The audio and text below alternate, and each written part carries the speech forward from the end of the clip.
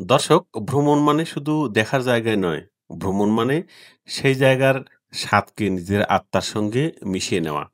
আজ আমি আপনাদের নিয়ে এসেছি পৃথিবীর দীর্ঘতম সমুদ্র সৈকতের শহর কক্সবাজারে। আর আমার আজকের সন্ধান সেরা স্বাদের ঠিকানায়।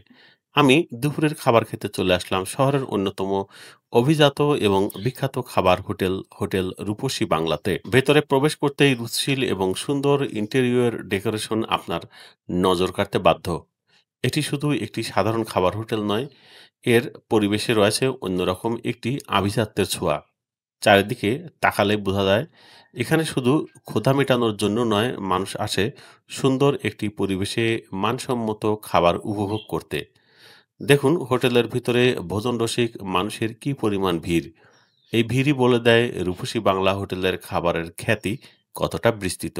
এবার আসি মূল পর্বে, খাবারের গল্পে। এখানকার মেনু কার্ডে রয়েছে জিভে জল আনার সব আয়োজন। তবে আমি এখানে এসেছি কক্সবাজারের সেই আসল স্বাদের খোঁজে, যা এই শহরকে অনন্য করে তুলেছে। হ্যাঁ, আমি বলছি সমুদ্রের তাজা শুটকি মাছের ভর্তার কথা। রূপসী বাংলার টেবিলে সাজানো রয়েছে বিভিন্ন পদের বিভিন্ন স্বাদের সামুদ্রিক শুটকির ভর্তা, লাট্টা, ছুরি, চিংড়ি, কত রকমের যে আয়োজন। প্রতিটি ভর্তার রং আর ঘ্রাণই আপনাকে বলে দেবে এর স্বাদ কতটা অসাধারণ হতে চলেছে। আমার প্লেটে যখন গরম ভাতের সাথে এই ভর্তাগুলো এলো, যেন আমি কক্সবাজারের আসল আত্মাকে খুঁজে পেলাম। ঝালের তীব্রতা, শুটকির নোনতা স্বাদ আর মসলার মিশ্রণ সবকিছু মিলিয়ে একাকার। দর্শক দেখুন, আমার মতো এখানে আরো অনেকেই কেমন তৃপ্তি সহকারে খাচ্ছে। এই স্বাদই কক্সবাজারের ঐতিহ্য এবং সংস্কৃতি। তবে ঝালের এই রাজত্ব শেষ করার জন্য মিষ্টি মুখ হওয়া জরুরি। আর রূপসী বাংলার সেরা চমকটা হয়তো এখানেই লুকিয়ে আছে।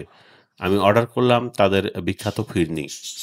প্রতিটি ছোট্ট বাটিতে পরিবেশন করা এই ফিরনি যখন আপনার সামনে আসবে, এর ঘ্রাণই আপনার মন ভরে যাবে। চালের আটা, দুধের ঘন স্বর এবং এলাচের মিষ্টি সুবাস সবকিছু মিলিয়ে এক অসাধারণ অভিজ্ঞতা। কক্সবাজারে এসে যদি একটি পরিচ্ছন্ন পরিবেশে মানসম্মত এবং ঐতিহ্যবাহী খাবারের অভিজ্ঞতা পেতে চান, তাহলে হোটেল রূপসী বাংলা আপনার জন্য হতে পারে একটি আদর্শ ঠিকানা।